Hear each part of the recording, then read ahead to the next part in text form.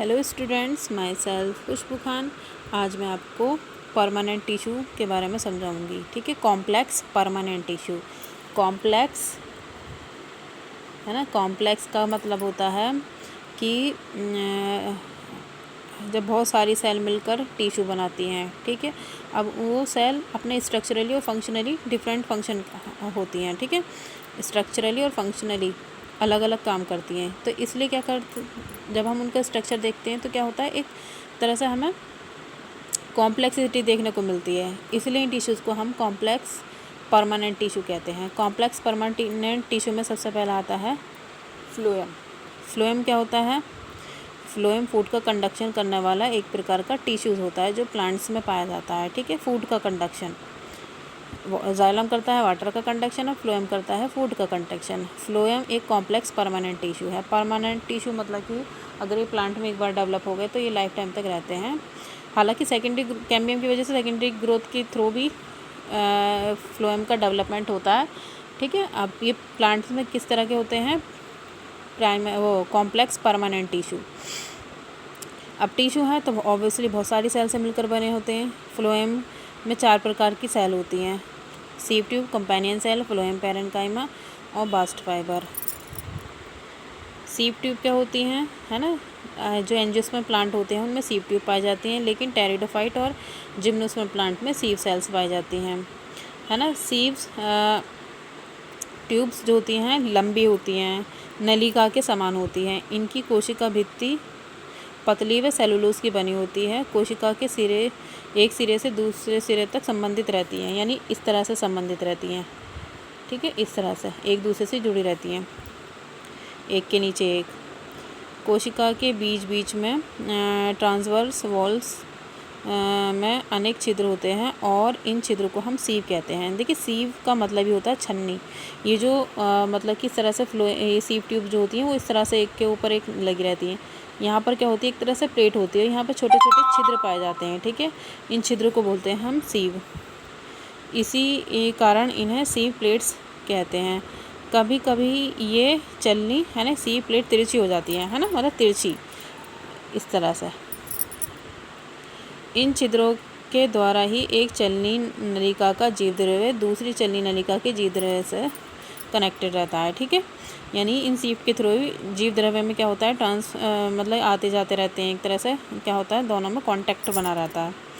और इस प्रकार खाद्य पदार्थों का एक सेल से दूसरे सेल में है क्या होता है, ट्रांसपोर्ट होता है एक सेल से दूसरे सेल में, है ना। जैसे कि हम चाय छन्नी होती है तो हम क्या करते हैं, पैन से कप में डालते हैं तो छन्नी क्या करती है, एक चीज़ को दूसरी चीज़ से जोड़ती है ना, तो हम क्या करते हैं उसे, जैसे चाय छानते हैं ना, इसी तरह से इसमें क्या होता है, जो सीव प्लेट होती है ना, उसमें फूड का, इस छन्नियों के द्वारा फूड का कंडक्शन होता है।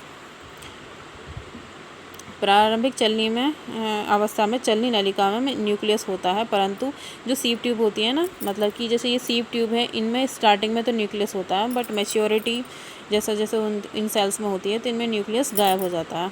ठीक है, वर्धी ऋतु यानी ग्रोविंग सीजन में एक रंगीन परत के निर्माण के कारण चलनी है ना, जो सीव ट्यूब होती है उनके छेद बंद हो जाते हैं। जैसे ये सीव ट्यूब होती है ना, ग्रोविंग सीजन पे ये छेद बंद हो जाते हैं, क्योंकि जो पी प्रोटीन होती है ना, उस पी मतलब कि जो सीव ट्यूब होती है उनमें पी प्रोटीन भी पाई जाती है।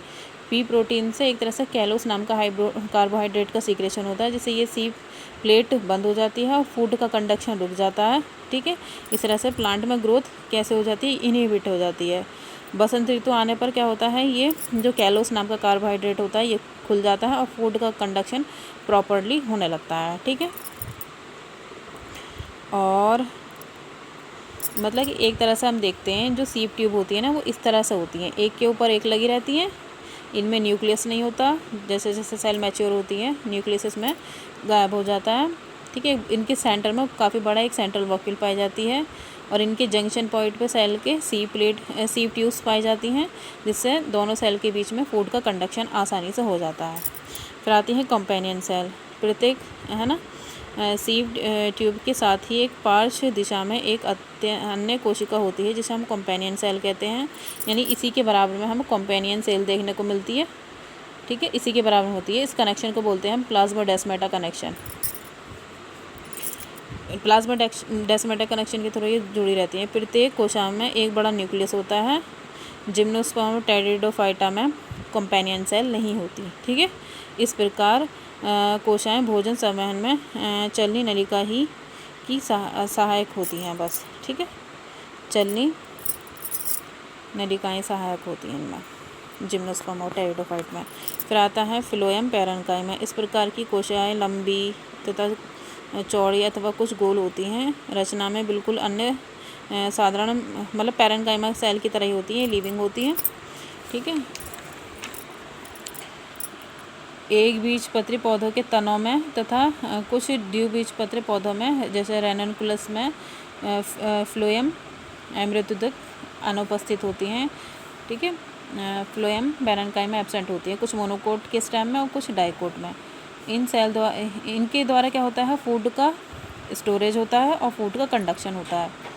ठीक है, तो हम इस तरह से समझ सकते हैं। ये तो होती है एक सीव ट्यूब, सीव ट्यूब के बाद में कंपेनियन सेल, उनके बाद में होती है पैरेन्काइमा।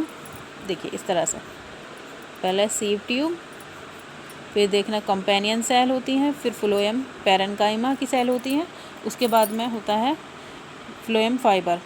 फ्लोएम फाइबर ये क्या होते हैं, स्केलर एंड काइमेटस फाइबर होते हैं, लेकिन फ्लोएम में उपस्थित होने के कारण है फ्लोएम फाइबर कहते हैं। इनकी भित्ति काफ़ी मोटी होती है, इन पर अनेक साधारण पिट्स पाए जाते हैं। अत्यंत दृढ़ होने के कारण इन तंतुओं की आर्थिक दृष्टि से महत्व है। अनेक पौधों में ये कपड़ा, रस्सी वस्सी, जैसे कि आपने घरों में बान वगैरह देखे होंगे, तो बान है ना, जूट्स एंड हेम जो होते हैं, ये हमें कहाँ से ऑब्टेन होते हैं, ये प्लांट के बास्ट फाइबर जो होते हैं, फ्लोएम फाइबर से ही हमें ऑब्टेन होते हैं। तो अब बेसिकली अगर हम फ्लोएम का स्ट्रक्चर देखें तो इस तरह से हमें दिखाई देता है कि ये सीव ट्यूब है। सीव ट्यूब में क्या होता है, बड़ा सेंट्रल वॉक्यूल होती है।